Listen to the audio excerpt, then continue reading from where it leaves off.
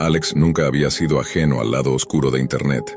Desde que tenía 15 años navegaba por capas del ciberespacio que la mayoría no sabía que existían. Pero lo suyo no era el morbo, ni el tráfico de lo prohibido. Su obsesión era más fría, más inquisitiva.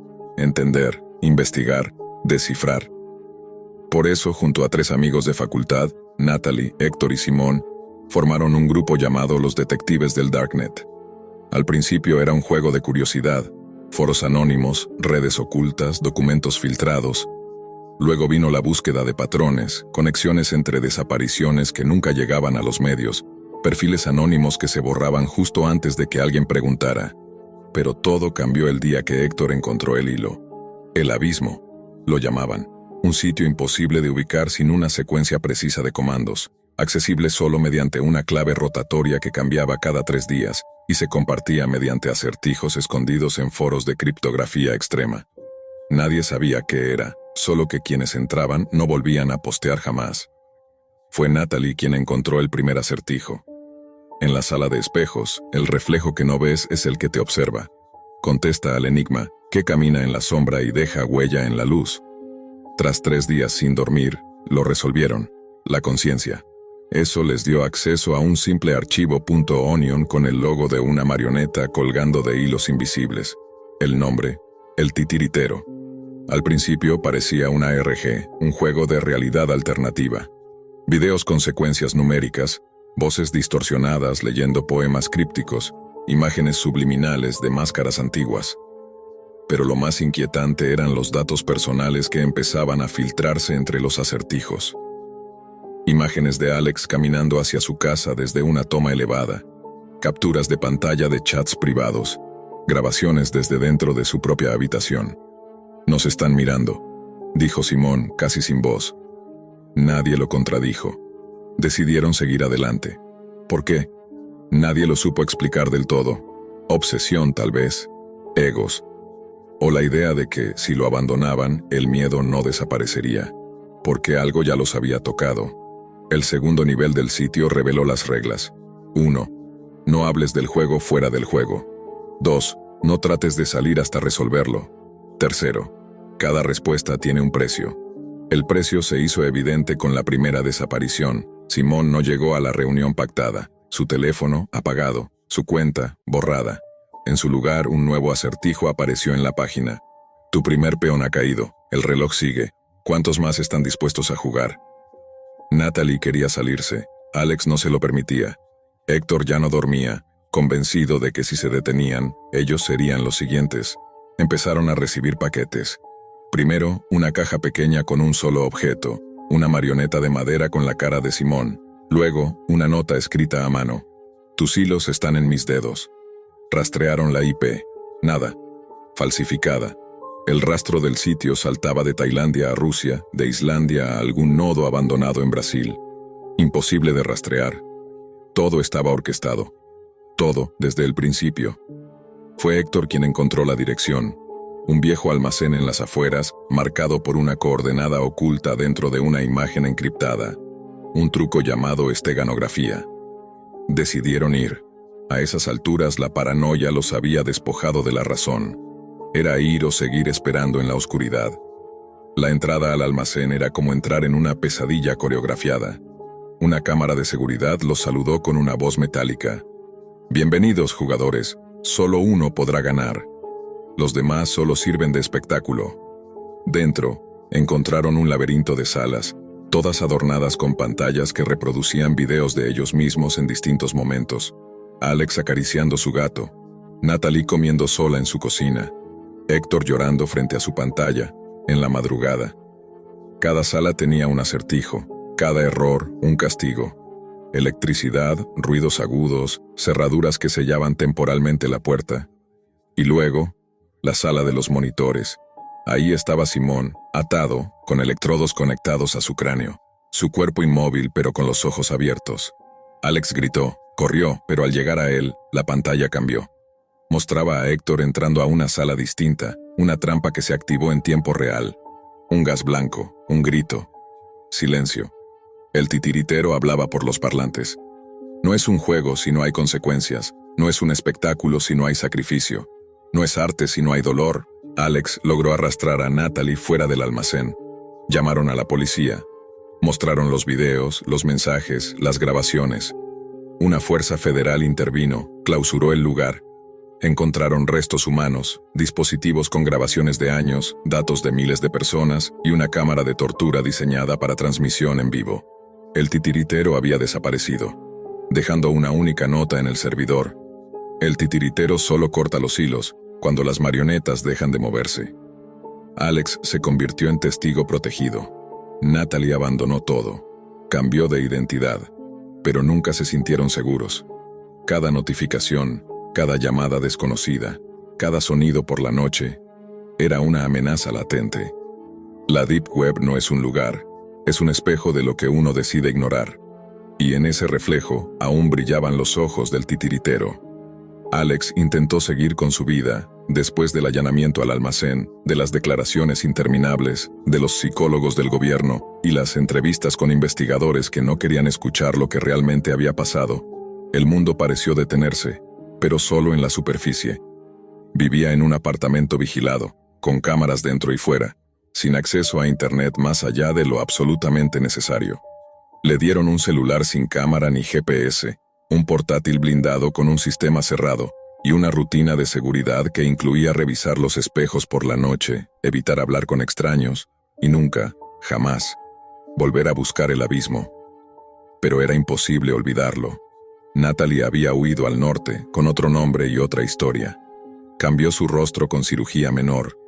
Le envió un único mensaje cifrado antes de desaparecer por completo. No nos están dejando atrás, solo están esperando a que dejemos de mirar. Simón, o lo que quedaba de él, nunca despertó. Los médicos decían que había sufrido daño cerebral por hipoxia. Pero Alex recordaba sus ojos.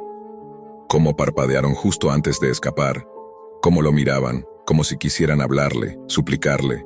Y aún hoy en sus sueños, lo veía ahí, amarrado, observando. Los detectives del Darknet ya no existían. Su foro había sido eliminado de raíz, las cuentas purgadas, la historia enterrada bajo el Código de Silencio Federal. Oficialmente nada había ocurrido. Oficialmente los chicos desaparecidos no tenían relación alguna con redes ocultas ni con un sitio llamado El Abismo. Pero la verdad seguía resonando. 3 meses después, Alex recibió una caja, pequeña, sin remitente, entregada a mano. Dentro, una marioneta nueva, esta vez con su cara, su ropa, el cabello recortado igual que el suyo, y pegada al pecho, una nota escrita con letra infantil. «Felicidades, terminaste el juego, bienvenido al otro lado». Ese fue el momento exacto en que comprendió que jamás había escapado, que lo del almacén había sido una etapa, una pantalla, parte de algo más grande.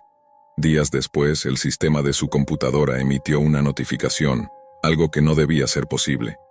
El fondo de pantalla cambió por sí solo. Una cámara de vigilancia mostrando su sala en tiempo real. Luego, un nuevo mensaje. El titiritero no fue uno. Nunca lo fue. Tú, Alex, ya formas parte del espectáculo. El terror no era una figura. Era una red. Una red con múltiples nodos. Cientos, miles de titiriteros. Algunos solo observaban. Otros diseñaban acertijos. Algunos cazaban. Otros grababan. Pero todos tenían algo en común. No querían dinero, ni fama, ni poder. Solo entretenimiento. Un entretenimiento sangriento, oculto en capas imposibles de rastrear, donde los jugadores no sabían que estaban dentro hasta que era demasiado tarde. Alex comenzó a encontrar patrones, nombres escondidos en metadatos, referencias cruzadas entre redes privadas. El juego seguía, ahora más sutil, más limpio, aún más peligroso. Intentó advertir a los medios. Nadie lo creyó. Intentó subir pruebas. La red se lo impedía. Todo lo que compartía era bloqueado o distorsionado o desaparecía segundos después. Hasta que una noche escuchó el timbre. 3 veces. Exactas. Abrió. Nadie. Solo una caja. Un nuevo muñeco. Natalie. El rostro más pálido, los ojos más grandes y un mensaje. Sabías que nunca podías detenerte. Gracias por seguir jugando. Tu siguiente pista está en el espejo. Giró. En su sala, el espejo del pasillo estaba cubierto con un velo negro. Nunca lo había visto así. Lo retiró. Y entonces lo entendió. Detrás del espejo había una cámara, no una cualquiera, una instalada desde antes, desde mucho antes, antes incluso de descubrir el abismo. El titiritero no lo había encontrado por accidente. Alex había sido elegido desde el principio, desde antes de saber que el juego existía. Y quizás nunca fue el jugador, quizás solo fue otra marioneta, uno de los muchos cuerpos atados a hilos invisibles que hacen bailar el espectáculo. La historia terminó en la superficie cuando el caso se archivó, pero en las capas inferiores de la red, en los canales sin nombre, el juego del titiritero siguió difundiéndose, en nuevos acertijos, en nuevos foros, en nuevas víctimas. Y tú que has llegado hasta aquí, que has leído esto, que conoces los detalles, ya estás dentro también. Revisa tu cámara, revisa tu reflejo, porque quizás, solo quizás, tu marioneta ya está hecha. Joel tenía 21 años, una edad en la que uno aún se siente invencible. Estudiaba programación en línea, pero más que por vocación, lo hacía por costumbre. Desde que tenía memoria, su vida giraba en torno a la computadora. Juegos, foros, redes sociales, tutoriales, noches en vela con los ojos rojos frente al monitor. Era un experto en navegar internet, o al menos eso creía. La noche comenzó como tantas otras. Estaba solo en su pequeño apartamento de alquiler, con una pizza fría al lado, una botella de vodka barata sobre la mesa, y el cursor parpadeando en la pantalla. Joel no era un bebedor frecuente, pero esa noche se sentía particularmente aburrido. Entre sorbo y sorbo, saltaba de video en video leyendo comentarios, cerrando ventanas sin rumbo fijo, hasta que recordó algo de lo que había escuchado hace años. La Deep Web, no la Darknet de las películas, con asesinos a sueldo y rituales paganos. Eso pensaba él que era exageración, sino la parte del Internet que no está indexada por los buscadores normales. Es solo otra red, se dijo. Nada que un buen VPN y un navegador Tor no puedan manejar. Así que lo descargó. El proceso fue fácil. Demasiado fácil, pensó. Un par de clics, una ventana oscura y estaba dentro. A primera vista, el navegador Tor no parecía nada del otro mundo. Solo era otra ventana más, con un buscador minimalista y direcciones .onion extrañas, largas y sin sentido. Buscó en Reddit una lista actualizada de portales seguros. La mayoría eran foros vacíos, mercados cerrados, enlaces rotos. Pero había uno que llamaba la atención: Chatroom número 219. Solo texto, sin video. Sin reglas, el nombre lo intrigó. Pensó que sería una especie de foro en vivo, quizás algo como los IRC antiguos que usaba su tío. Ingresó. La interfaz era básica: un fondo negro, texto blanco, y una ventana de entrada para mensajes. El sitio no pedía registro ni confirmación, solo te asignaba un número y listo. Joel era usuario 44812. Al entrar, se encontró con un puñado de mensajes recientes. Usuario 44103. ¿Alguien de Chile aquí? Usuario 44019. Estoy viendo la lluvia en mi ventana. ¿Ustedes? Usuario 43287. No confíen en nadie. Parecía inocente, como una sala de chat cualquiera. Joel tecleó. Usuario 44812. Hola, soy nuevo aquí. Pasaron unos segundos. Luego una respuesta. Usuario 00001. Lo sé, Joel. Joel se quedó quieto. No estaba usando su nombre real ni en el navegador ni en ninguna pestaña. Tampoco había accedido con ninguna cuenta. Coincidencia, pensó. Habrá muchos Joel en el mundo. Pero entonces llegó otro mensaje. Usuario 00001. Joel Ramírez Torres, 21 años. Vives en el apartamento 3B del edificio Torres del Sol. ¿Hace frío esta noche en Guadalajara? El cuerpo de Joel se tensó. La sangre le bajó a los pies. Volteó lentamente hacia la ventana. Estaba cerrada, pero las cortinas estaban abiertas. Su piel se erizó. Tecleó con manos temblorosas. Usuario 44812. ¿Quién eres? Silencio. Ni un solo mensaje durante un minuto. Luego uno nuevo. Usuario 00001. ¿Te gusta la pizza con piña? Deberías tirar esa.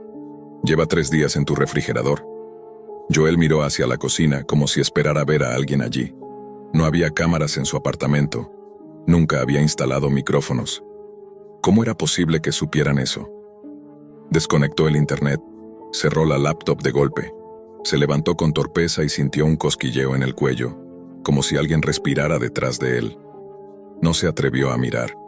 Después de 10 minutos en completo silencio, volvió a encender la computadora.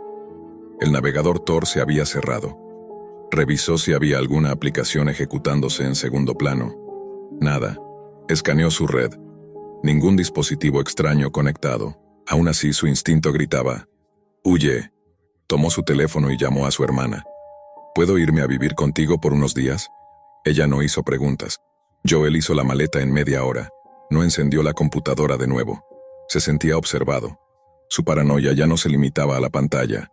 Ahora sentía que lo seguían en la calle, que alguien lo vigilaba desde los edificios, que su reflejo en las vitrinas lo miraba con una expresión distinta.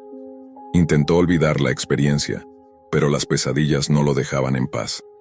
Pesadillas donde la sala de chat no tenía fondo, donde los mensajes eran gritos, donde su nombre se escribía solo en la pantalla, una y otra vez. Y lo peor no fue lo que pasó esa noche. Fue lo que encontró días después al revisar su laptop en modo seguro.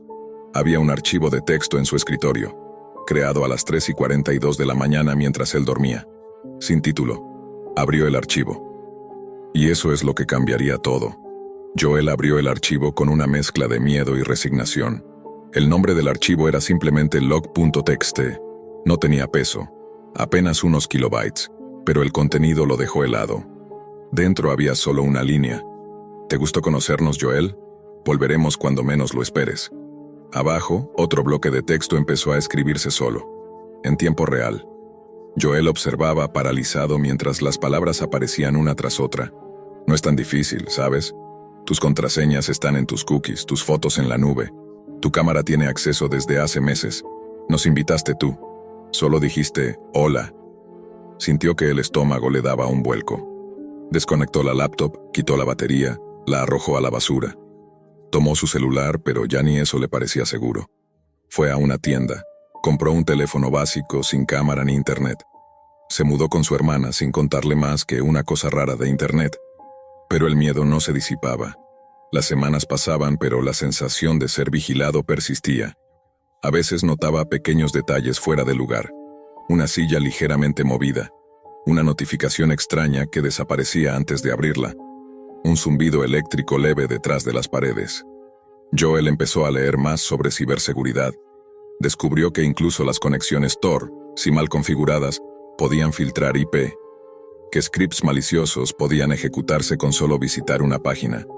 Que muchas redes Ponion estaban controladas por grupos con recursos que ni la policía podía rastrear.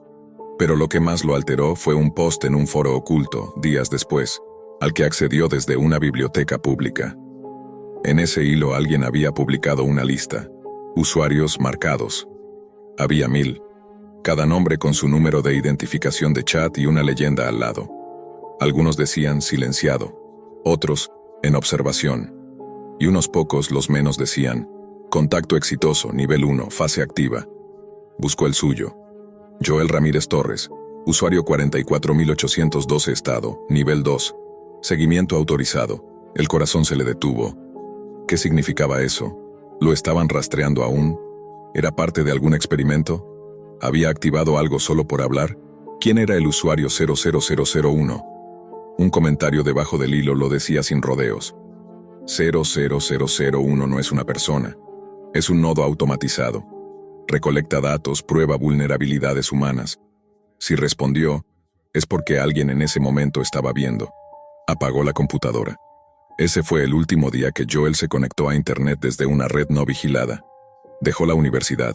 Cambió su nombre legal. Se mudó a otra ciudad. Vivía sin redes, sin tarjetas, sin cámaras. Pero había noches en las que no podía dormir. Porque aunque todo estaba desconectado, aunque no había internet ni dispositivos inteligentes, aún escuchaba el clic del teclado, aunque él no estuviera escribiendo. Una noche, a las 3:42 de la mañana, la hora exacta en la que se creó aquel archivo, volvió a sonar ese sonido familiar en su nuevo departamento. Clac, clac, clac. Venía desde el escritorio, pero no había computadora. solo una vieja máquina de escribir que había comprado para mantenerse seguro. Y una hoja a medio escribir. Hola otra vez, Joel. Al principio, todo fue simple curiosidad. Lucas era como cualquier otro joven de 21 años, estudiante universitario, usuario obsesivo de Internet, con una inteligencia por encima del promedio, pero con una sensación constante de que el mundo digital ya no lo sorprendía. Las redes sociales le parecían vacías, los videos de YouTube repetitivos y los foros de discusión, simples repeticiones de los mismos temas disfrazados con lenguaje nuevo. Fue entonces cuando escuchó por primera vez, en un podcast a medianoche, sobre la Deep Web. No el mito urbano, no el sitio cliché del hacker misterioso, sino la existencia real de una Internet sumergida, no indexada, donde la ley y el control parecían inexistentes. La manera en la que el locutor hablaba del lugar, un océano oscuro donde la luz no alcanza, y donde, si buceas demasiado, puedes no volver, encendió algo en él. Curiosidad, excitación, o tal vez un impulso más primitivo, el deseo de ver lo prohibido. Instaló Tor esa misma noche, configuró los puentes para no ser rastreado, agregó capas de VPN y comenzó su descenso digital. Al principio se sintió decepcionado. La mayoría de sitios a los que accedía estaban abandonados, con diseños de los años 90, textos desordenados o simples marketplace donde vendían pastillas, tarjetas clonadas y documentos falsos. Había algo sórdido, sí, pero no aterrador. Más que miedo, sentía fastidio. No era lo que había imaginado. Pero como todo buscador obsesivo, Lucas no se rindió. En un hilo enterrado en un subreddit aparentemente inocente sobre enigmas de Internet, alguien publicó un comentario que fue rápidamente borrado, pero no antes de que él lo copiara. Era un enlace Onion y una contraseña, Fade 2 Gray. El comentario decía simplemente, si estás harto de la superficie, descarga esto. El archivo tenía un nombre extraño, fad.zip.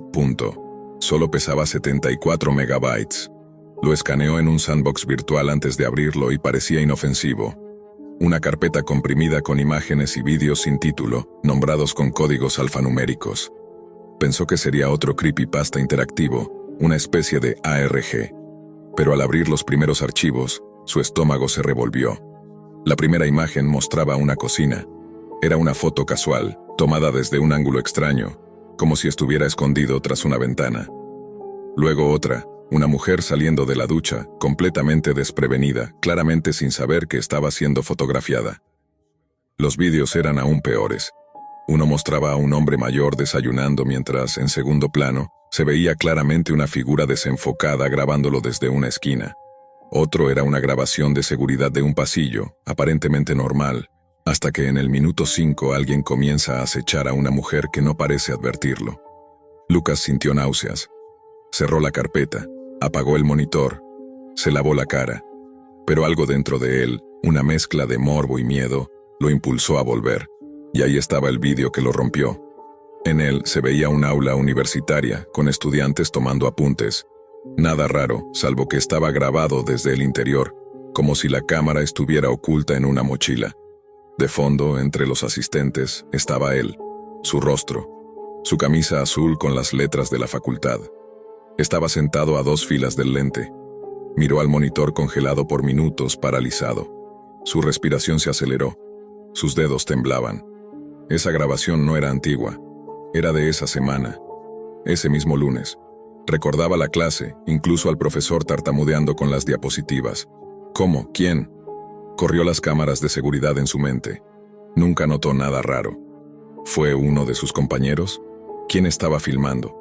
¿Por qué él? Apagó la computadora y se encerró en su cuarto. Su paranoia comenzó a escalar. Durante días no encendió Tor. Revisaba compulsivamente las rendijas de su habitación, la cerradura, el micro del móvil. Se sentía observado, como si hubiera abierto una puerta que no debía, y ahora alguien lo estaba vigilando. Contó todo a Samuel, su mejor amigo. Al principio, Sam se rió. Pensó que Lucas estaba exagerando, que era un vídeo cualquiera, que alguien más lo subió sin mala intención. Pero cuando Lucas le mostró el archivo fat.zip, Sam se quedó en silencio. Esto no es solo voyerismo, dijo finalmente. Es como si alguien estuviera recolectando todo este material para un público, no uno casual, uno que paga. Lucas frunció el ceño. Piénsalo, continuó Sam. Hay patrones. En los vídeos siempre hay un punto de entrada y uno de escape. Se nota que están editados, algunos incluso tienen efectos de cámara lenta, acercamientos. Eso no lo hace un enfermo solitario. Esto es contenido, de pago, una especie de Netflix clandestino para sociópatas. La idea lo golpeó como un martillo. Si había una red, entonces él no era solo una víctima. Era un archivo, un producto. Los días siguientes fueron una espiral. Lucas intentó borrar todo rastro, desinstaló Tor, eliminó las carpetas, limpió su PC, pero las cosas no mejoraron. Recibió un correo, sin asunto, sin remitente, solo con un archivo adjunto, otra imagen. Era él, durmiendo, tomada desde la ventana de su cuarto. Se sintió atrapado. Intentó denunciarlo a la policía, pero ¿cómo explicaría que descargó contenido ilegal, que accedió a sitios prohibidos, que vio cosas? No había pruebas, solo miedo. El agente lo miró con escepticismo, tomó nota y le dijo que si volvía a recibir amenazas, lo reportara. Pero Lucas no necesitaba amenazas. Él ya sabía que lo estaban observando. Cada sombra era una posibilidad, cada reflejo una trampa. Vivía con las cortinas cerradas, la cámara del portátil cubierta, el móvil en modo avión. Comenzó a obsesionarse con su entorno. Notaba autos estacionados durante horas, ruidos sutiles en la noche, perfiles falsos siguiéndolo en redes. Sam intentaba calmarlo, pero incluso él empezó a dudar. Las paranoias se volvían reales, porque algunas se confirmaban. Una noche, de puro impulso, Lucas volvió a usar Tor. No por curiosidad esta vez, sino por desesperación. Quería respuestas. Volvió a buscar el sitio de donde venía el archivo, pero ya no existía. Los foros hablaban de el bucle, un término para describir la etapa en la que un usuario ya no busca contenido, sino que es parte del contenido. Una especie de ritual digital en el que el observador se convierte en observado. No se sale del bucle, escribió un usuario anónimo. Solo se cambia de rol. Lucas comenzó a leer testimonios de otros. Historias similares. Estudiantes, oficinistas, amas de casa que habían visto su propia vida aparecer en videos extraños, aparentemente al azar. Una red de víctimas que no sabían si estaban locos, si eran parte de un experimento o de una red criminal invisible. Algunos hablaban de clientes, personas poderosas, millonarias, que pagaban sumas exorbitantes por ver sufrimiento real, violaciones de intimidad, asesinatos en directo. El horror ya no era solo el contenido, era la idea de que alguien, en alguna parte del mundo, estaba disfrutando de su miedo. Lucas se volvió insomne. Dormía con cuchillo en mano, instaló sensores de movimiento, cambió 3 veces de teléfono, pero nada era suficiente. Cada ruido lo sobresaltaba, cada rostro desconocido en la calle lo inquietaba. Soñaba con cámaras en sus ojos, con micrófonos en sus dientes. Soñaba con no despertar. La línea entre realidad y paranoia comenzó a disolverse. Una noche cualquiera, porque ya no distinguía las noches especiales de las comunes, Lucas recibió una videollamada desde un número oculto. No contestó. El teléfono vibró por varios segundos y luego se detuvo. Al revisar la galería de su móvil, notó que había una nueva carpeta, una que él no había creado. Live. Dentro solo había un archivo, un video. Duraba apenas 46 segundos. Lo reprodujo con las manos temblando. Era su rostro, captado desde fuera de su ventana, a oscuras, mientras él estaba frente a la computadora. Pero lo aterrador no era el contenido, era la fecha y hora incrustadas digitalmente en la esquina. La grabación había sido tomada exactamente 3 minutos antes de que él la recibiera. Era en tiempo real. Lucas corrió hacia la ventana y la abrió de golpe, iluminando la calle con la luz de su linterna. Nada, nadie. Solo el zumbido lejano de una motocicleta y el parpadeo de un farol defectuoso. La paranoia dejó de ser paranoia. Era certeza. Al día siguiente, Sam fue a visitarlo. Lo encontró ojeroso, demacrado, con las uñas comidas hasta la carne y la mirada extraviada. Hablaron poco. Sam intentó convencerlo de ir con su primo, un experto en ciberseguridad, para analizar la PC y rastrear de dónde venían los archivos. Pero Lucas se negó. No es la computadora, no es el archivo, soy yo, ya estoy dentro, ya me marcaron. ¿Quién te marcó? Lucas no respondió. Solo bajó la mirada y susurró. Los que miran. Sam lo dejó solo. No podía hacer más. Esa noche, Lucas se conectó de nuevo. No tenía plan, solo desesperación. En uno de los foros más escondidos, encontró una cadena con el símbolo de un ojo tachado. Lo había visto antes. Según algunos usuarios, era una especie de zona de observadores, un área donde se discutía sobre los streams. Uno de los mensajes decía: el próximo evento es en vivo, en 9 minutos. Acceso solo para suscriptores clase A+. ID del canal C4-1R4-. Le pidió una clave. No la tenía. Intentó ingresar de todos modos y para su sorpresa la pantalla parpadeó y se abrió un reproductor. Alguien o algo le había dado acceso. La interfaz era oscura, minimalista como un livestream común. Un contador descendía desde 00009, 8, 7, 6. La pantalla se iluminó. Primero una imagen borrosa, luego enfoque automático. La cámara se movía como si estuviera en manos de alguien. Apuntaba hacia una casa, su casa. Lucas se paralizó. El stream era en vivo. Desde la calle, justo frente a su ventana. Corrió al cuarto, cerró las cortinas, desenchufó todo, pero la transmisión continuaba en la pantalla. La cámara ahora mostraba su puerta de entrada, luego la sala. Alguien estaba adentro, caminando con calma, sujetando la cámara, registrando su espacio con frialdad quirúrgica. Lucas gritó. Tomó el cuchillo de la cocina y subió al segundo piso, mientras la transmisión lo mostraba corriendo, respirando agitado. Gritó a través de la pantalla. ¿Quién eres? ¿Qué quieres? Un nuevo mensaje apareció sobre el video, letras blancas, sin firma. No eres el protagonista, solo eres parte del escenario. De repente, el video se cortó, pantalla negra. Luego, otra transmisión comenzó automáticamente. Era otra casa, otra víctima, una chica. Dormía. La cámara la observaba desde una esquina del cuarto. Alguien estaba allí también, respirando cerca. El patrón se repetía, el terror se multiplicaba. Lucas comprendió que no era el único, que había miles, millones tal vez, y que había otros como él que ya no podían escapar. Personas que pensaban que estaban viendo contenido prohibido, pero que, sin saberlo, ya estaban en la programación. Y lo peor no era saberlo. Lo peor era que, en alguna parte, alguien pagaba por ello. Pasaron semanas, luego meses. Lucas desapareció. Su habitación fue encontrada intacta, salvo por el monitor que estaba encendido, con la interfaz de transmisión aún abierta y el cursor parpadeando sobre un mensaje. Nuevo episodio disponible. Estás invitado. La policía no encontró signos de violencia, ni de ingreso forzado, ni rastros digitales. Sam buscó durante meses, contrató expertos, navegó los rincones más oscuros de la Deep Web en busca de pistas, hasta que un día también él recibió un archivo, nombre ViewZip.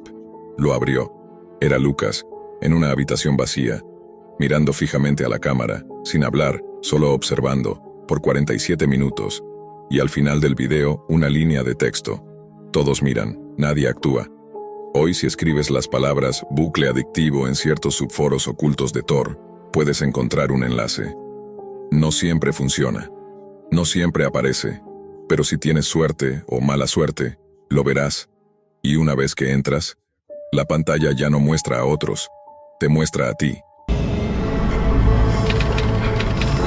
El aburrimiento era una sensación persistente que le carcomía las horas a Caos. Programador experimentado, con años de navegar la superficie de la Internet, sentía que todo aquello se había vuelto predecible, vacío y monótono. Las redes sociales, los foros, las plataformas de streaming y las tiendas digitales ya no le ofrecían el reto ni la emoción que buscaba. Fue entonces cuando un amigo, alguien con quien había compartido largas noches de código y café, le habló de la Deep Web. Al principio, Caos recibió la idea con escepticismo.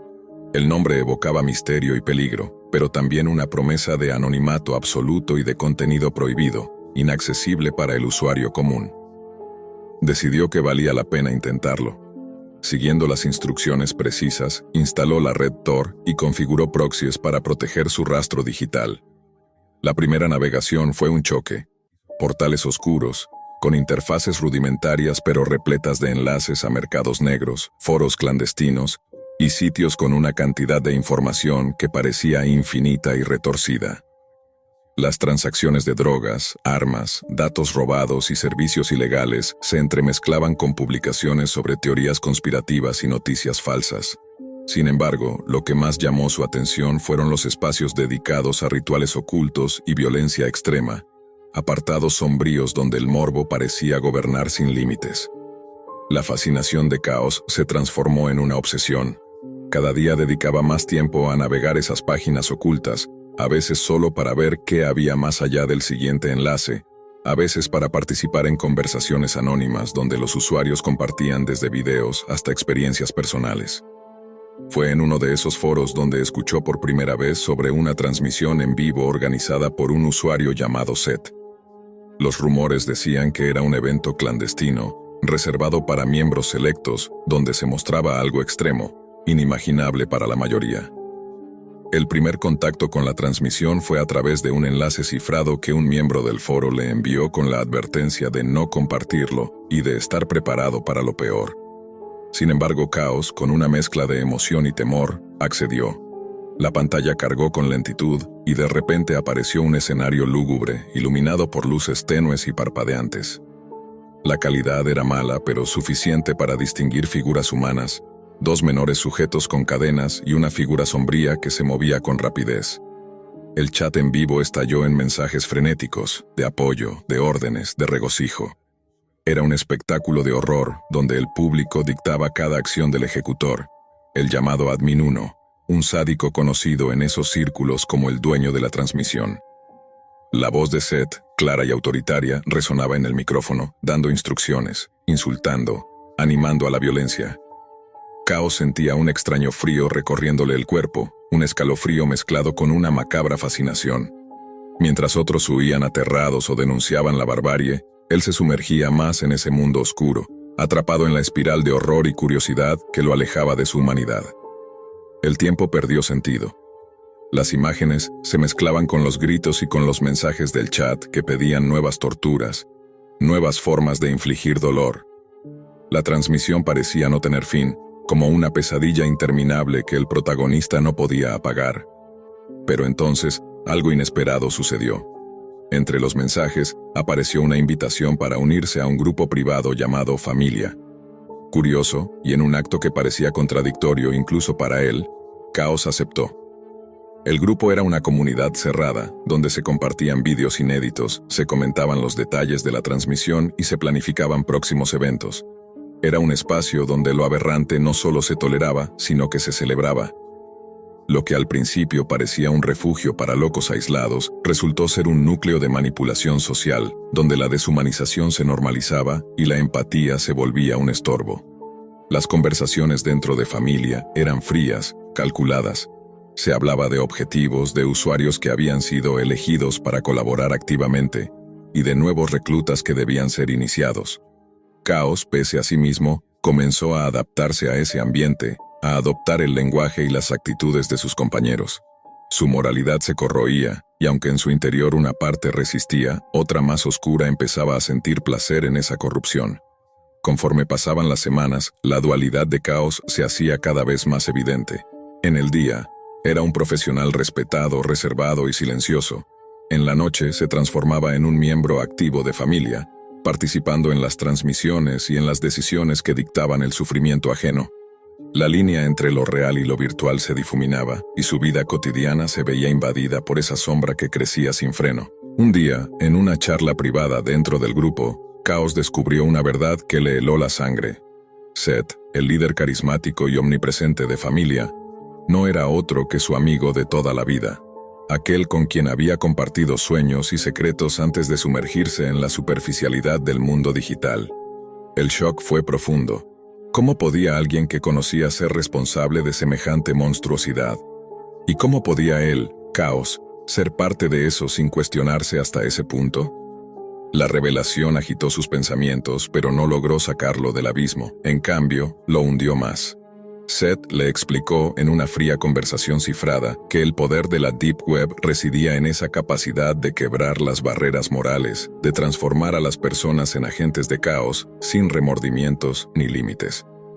Que la familia no era solo un grupo, sino una ideología, un culto al horror y la dominación digital. Caos aceptó esa explicación, no por convencimiento, sino por resignación. La fascinación morbosa se había convertido en dependencia. El horror ya no le provocaba rechazo, sino una sensación de pertenencia. Ya no era un espectador ni un simple curioso, sino un cómplice activo, un engranaje más en la maquinaria del mal digital. A medida que la transmisión en vivo continuaba, con audiencias que crecían y con actos cada vez más atroces, la figura de Caos se diluía en ese mar de oscuridad. La Deep Web, con todo su misterio y peligro, había logrado corromper a alguien que solo buscaba entretenerse y lo había convertido en parte de una familia que nada tenía de humana. La relación entre Caos y Seth se fue haciendo cada vez más compleja. En la superficie seguían siendo amigos, intercambiando mensajes comunes, compartiendo risas superficiales en momentos que parecían pertenecer a otra vida. Pero bajo ese velo, una red más oscura crecía silenciosamente, tejida con secretos y un pacto tácito de silencio.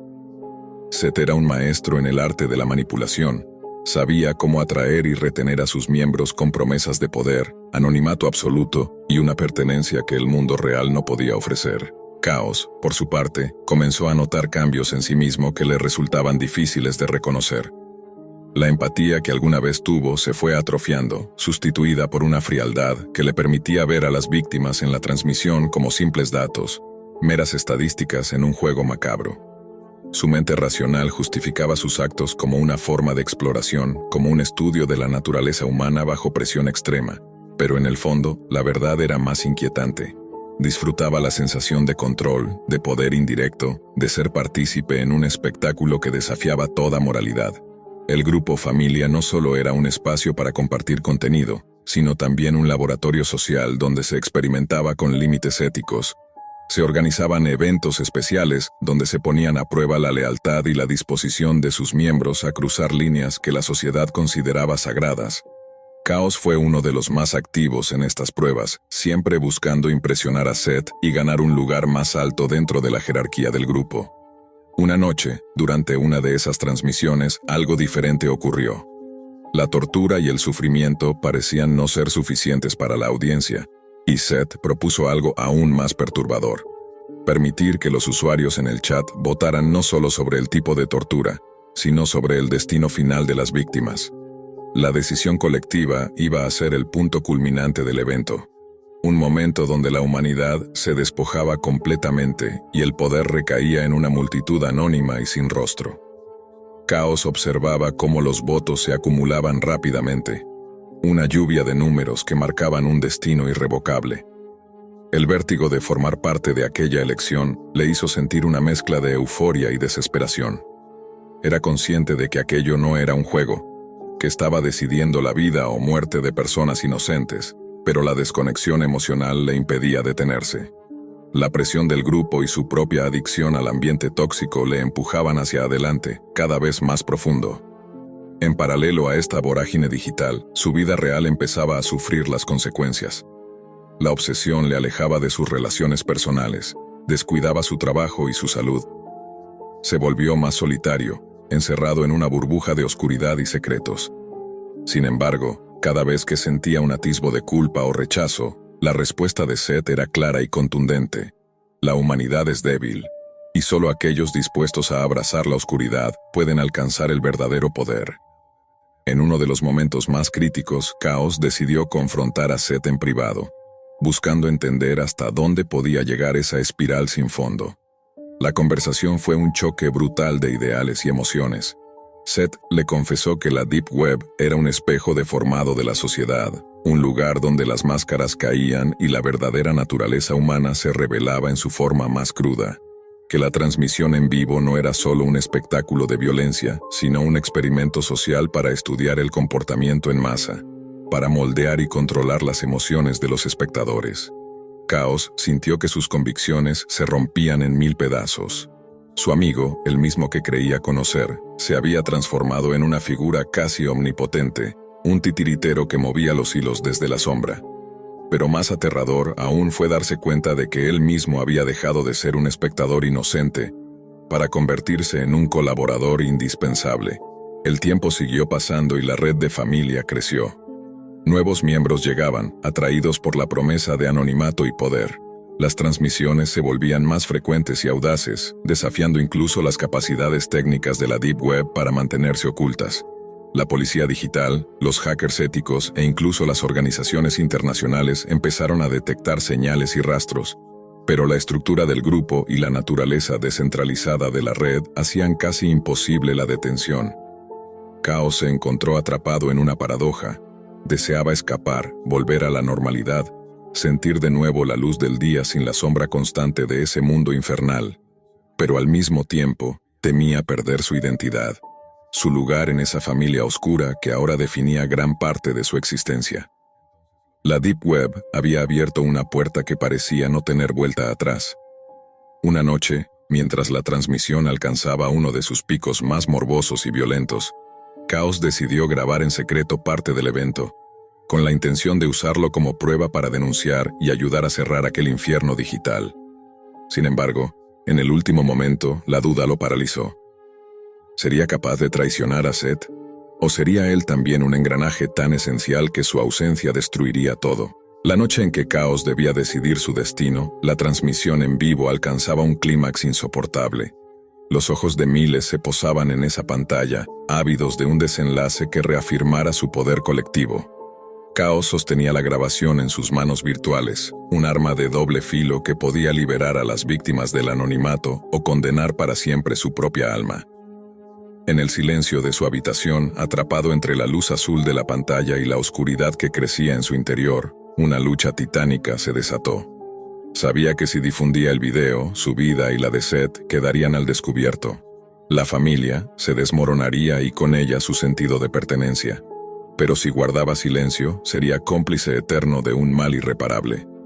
Finalmente, en un acto que nadie podría anticipar ni él mismo comprender completamente, Chaos decidió no hacer nada. Apagó la computadora y se hundió en la oscuridad.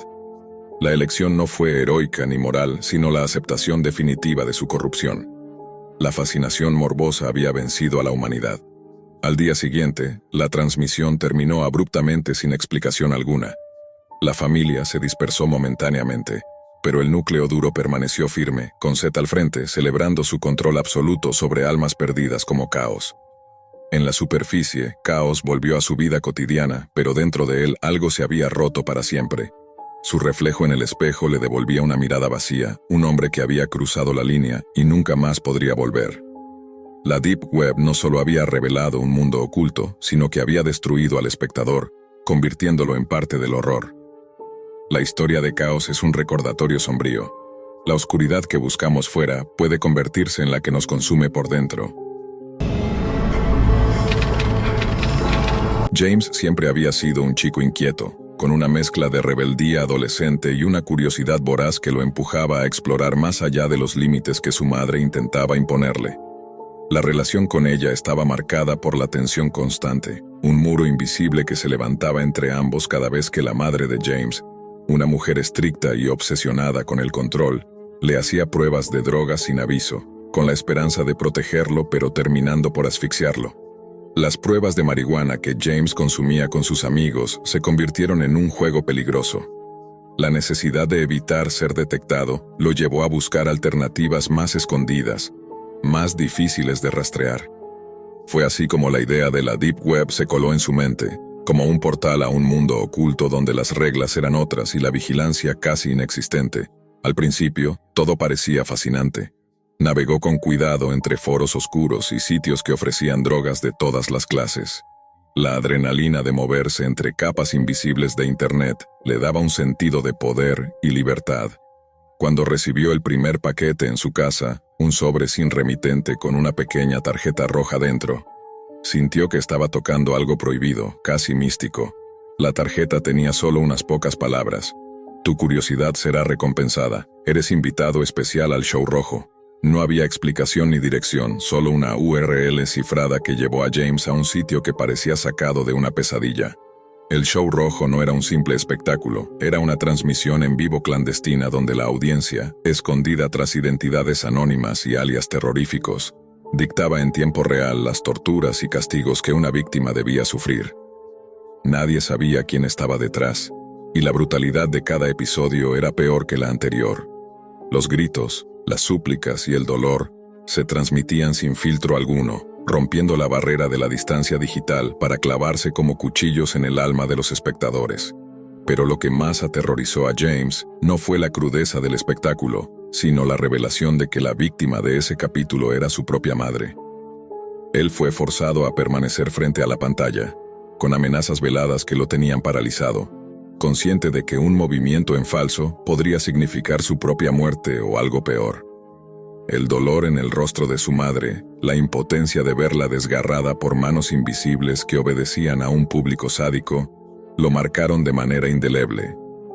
Cada orden que llegaba desde los chats anónimos hacía que el sufrimiento se intensificara, y James no podía hacer nada más que observar, sufriendo una mezcla insoportable de culpa y desesperanza. Sus manos temblaban, sus ojos se llenaban de lágrimas, y su mente buscaba una escapatoria que simplemente no existía. El show rojo no solo mostró la crueldad humana en su forma más pura, sino que también le reveló a James el abismo de la Deep Web, un lugar sin ley ni compasión, donde las reglas eran dictadas por los peores instintos de quienes se escondían tras pantallas. El miedo se instaló en él como un huésped permanente, porque no solo había perdido a su madre, sino que también comprendió que los responsables de ese infierno virtual lo tenían marcado. Su vida, al igual que la de su familia y amigos, se había convertido en un blanco para una red de terror invisible y letal. Cuando la tragedia alcanzó a la familia de su mejor amigo, con su casa incendiada y sus cuerpos desaparecidos en la noche, James supo que la huida era la única opción. Sin un destino fijo y con la sombra de la persecución acechando cada paso, su existencia se convirtió en una carrera desesperada contra un enemigo que no descansaba, un enemigo nacido del caos digital y la oscuridad humana más profunda. Y así, con el corazón hecho pedazos y el alma arrastrada por el miedo, James desapareció en la noche, consciente de que la Deep Web había ganado una nueva víctima. Tras aquella noche infernal, James dejó de ser el adolescente curioso y desafiado por la rebeldía para convertirse en un ser marcado por la oscuridad. La imagen de su madre, torturada y desangrándose frente a sus ojos, era una cicatriz indeleble que le carcomía el alma. Cada vez que cerraba los ojos, el show rojo volvía a reproducirse en su mente. Los gritos, las órdenes macabras, la crueldad sin límites de aquellos espectadores anónimos que parecían alimentarse del sufrimiento ajeno. Pero el horror no terminó con la muerte de su madre. Los días siguientes se convirtieron en una pesadilla constante. La persecución se hizo real y tangible. La Deep Web, ese espacio digital aparentemente intangible, ahora lo había convertido en un objetivo. El contacto con su mejor amigo se volvió imposible tras el incendio y desaparición de su familia. Nadie respondía. James entendió que detrás de esa brutal transmisión había una red organizada, y que él era solo un peón en un juego mucho más grande y peligroso. Su vida se volvió una huida perpetua. Cambiaba de ciudad, de teléfono, de identidad. Vivía entre sombras, paranoico, siempre alerta. Sabía que en cualquier momento, las mismas manos que torturaron a su madre podían aparecer para terminar con él. La impotencia que sintió frente a la pantalla se transformó en un temor visceral. Un miedo que lo paralizaba y a la vez lo mantenía en movimiento. La Deep Web ya no era un lugar de curiosidades, sino un abismo sin fondo del cual era imposible escapar. En ese vacío de miedo y soledad, James encontró un extraño tipo de fuerza. No para vengarse ni para enfrentarse a sus perseguidores, porque sabía que sería inútil, sino para sobrevivir, para mantener viva la memoria de su madre y de la familia de su amigo. Sabía que contar su historia era peligroso, que cualquier divulgación podía atraer la atención de aquellos seres sin rostro. Sin embargo, decidió que al menos su verdad no quedaría enterrada en el silencio. El show rojo había dejado una marca indeleble en la historia de James y en la historia de la Deep Web, una advertencia brutal sobre los límites a los que puede llegar el horror cuando la humanidad se esconde detrás del anonimato digital. La historia de un joven que, por buscar una vía para evadir la vigilancia, terminó siendo testigo y víctima de la crueldad más absoluta. Un recordatorio de que en las sombras de Internet, no todo es misterio o aventura, sino a menudo un pozo oscuro donde la maldad se desborda sin freno. Y aunque James huyera, aunque cambiara de rostro y de lugar, la amenaza permanecía, siempre acechando, siempre lista para devorar a la próxima alma incauta que se atreviera a mirar demasiado cerca el show rojo. Lucas era un joven común con una curiosidad desmedida, influenciado por los miles de videos virales en YouTube, donde la gente compraba mystery boxes de la Deep Web, esperando sorpresas increíbles. La promesa de un iPhone, gadgets exclusivos o productos imposibles de conseguir en la vida real, lo convenció a gastar lo poco que tenía en una de esas cajas misteriosas. Para él, era una aventura virtual que podía convertirse en su historia favorita para contar. No imaginaba lo que estaba a punto de descubrir. Cuando llegó el paquete, la caja era más pequeña y más pesada de lo esperado. Su superficie estaba desgastada, con señales de haber sido manipulada muchas veces. Abrió con emoción contenida, pero lo que encontró dentro no era lo que su mente había imaginado. En vez de productos tecnológicos o regalos extravagantes, había balas usadas y oxidadas, cuchillos con manchas que parecían sangre seca, mechones de cabello humano cuidadosamente enrollados, y lo más aterrador, un pequeño feto conservado en una bolsa transparente llena de un líquido turbio que le heló la sangre. El horror lo paralizó. La caja no solo contenía objetos, sino la evidencia palpable de crímenes y horrores que parecían sacados de una pesadilla. La curiosidad se transformó en miedo, y la emoción en terror puro. Lucas supo que había cruzado un límite invisible entre la aventura y la realidad macabra que esconde la Deep Web. Sin saber qué hacer, tomó fotografías del contenido y decidió entregar la caja a la policía. Pero la investigación avanzó lentamente. Casi parecía que nadie quería realmente profundizar en el asunto. Los oficiales mostraban una mezcla de escepticismo y nerviosismo. A medida que pasaban los días, Lucas comenzó a sentir que estaba siendo vigilado. La paranoia se instaló en su mente con fuerza. ¿Y si quienes enviaron la caja sabían que la había entregado? ¿Y si ahora estaba en peligro? Su vida se volvió una cadena de miedos y sombras. Cada ruido en la noche, cada mirada sospechosa, alimentaban su ansiedad. La caja, con sus objetos macabros, no era solo un paquete más. Era la puerta a un mundo oscuro donde la ley no tenía alcance, y el horror era real. Y mientras la policía seguía sin respuestas, Lucas sabía que su vida jamás volvería a ser la misma. Desde el día que Lucas recibió aquella caja, su mundo comenzó a desmoronarse lentamente, como si una sombra invisible hubiera entrado en su vida y se hubiera instalado para no irse. No fue solo el horror inicial al descubrir lo que había dentro. Fue la sensación constante de que alguien más estaba observándolo, vigilando sus movimientos, controlando cada paso que daba. La paranoia empezó a corroer su mente, transformando incluso las situaciones cotidianas en momentos de ansiedad extrema. Cada vez que sonaba el teléfono, su corazón se aceleraba. Cada vez que alguien tocaba a su puerta, temblaba sin poder evitarlo. Incluso cuando estaba solo en su habitación, sentía como si los ojos de aquella caja, aunque vacía, lo siguieran y juzgaran.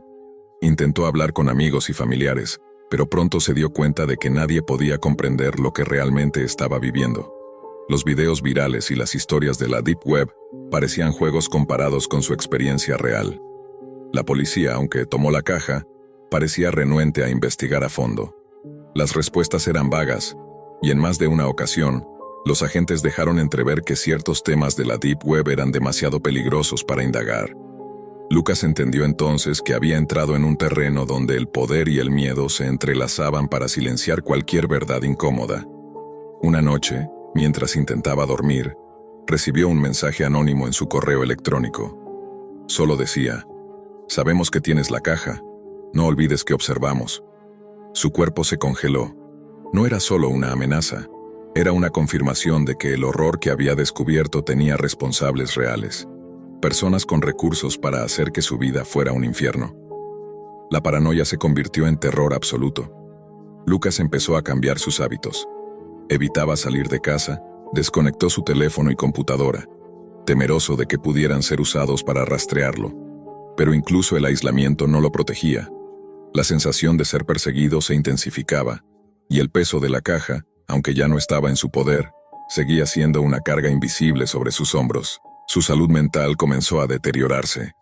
Las noches sin dormir, los recuerdos de los objetos macabros, el feto dentro de la bolsa que no podía sacarse de la cabeza, todo eso se convirtió en pesadillas constantes. Sin embargo, lo más inquietante era saber que detrás de ese paquete había una red mucho más grande y oscura que lo que cualquier video o historia había logrado mostrarle. Una red que no solo traficaba objetos perturbadores, sino que también se encargaba de mantener el miedo y el silencio con amenazas y represalias. Lucas comprendió que la caja no era un simple paquete perdido en la Deep Web, era un mensaje, un símbolo de que en ese universo paralelo a la Internet común, la violencia y el crimen tienen rostro, nombres y métodos para protegerse de la exposición. Su entrega a la policía fue vista como una traición por esos responsables, y él se había convertido en un objetivo. Pasaron los meses y el caso nunca avanzó. Las pocas actualizaciones que recibía eran genéricas, y los agentes parecían cada vez más distantes. Lucas, sin embargo, decidió no ceder al miedo. Con el tiempo comenzó a buscar ayuda profesional, intentando recuperar su vida y su cordura. Pero la sombra de aquella caja, y lo que significaba, siempre estaría presente, recordándole que la curiosidad puede abrir puertas a lugares donde la luz no llega. La historia de Lucas es una advertencia. La Deep Web no es solo un lugar de misterios tecnológicos o rarezas. Es un espacio donde el lado más oscuro de la humanidad puede manifestarse de forma brutal y tangible. Y a veces, una simple caja puede contener no solo objetos, sino toda una cadena de horrores que trascienden la comprensión. Una noche, cuando ya parecía que Lucas había logrado encontrar algo de paz, un paquete idéntico al primero apareció en su puerta. Esta vez, no contenía balas ni cuchillos ni cabello humano, sino una nota con un mensaje escalofriante. La caja nunca se fue. Nosotros tampoco. Fue la confirmación definitiva de que su vida había sido marcada para siempre. Lucas entendió que no podría escapar de esa red oscura, pero tampoco dejaría que el miedo lo dominara por completo. Decidió usar su experiencia para advertir a otros sobre los peligros reales de la Deep Web, compartiendo su historia en foros anónimos y redes oscuras, con la esperanza de que su voz sirviera de escudo y no solo de eco de terror. Así, entre la paranoia y la valentía, entre la oscuridad y la esperanza, Lucas se convirtió en una sombra más de aquel mundo secreto, marcado por la caja del horror, pero decidido a no desaparecer en el olvido.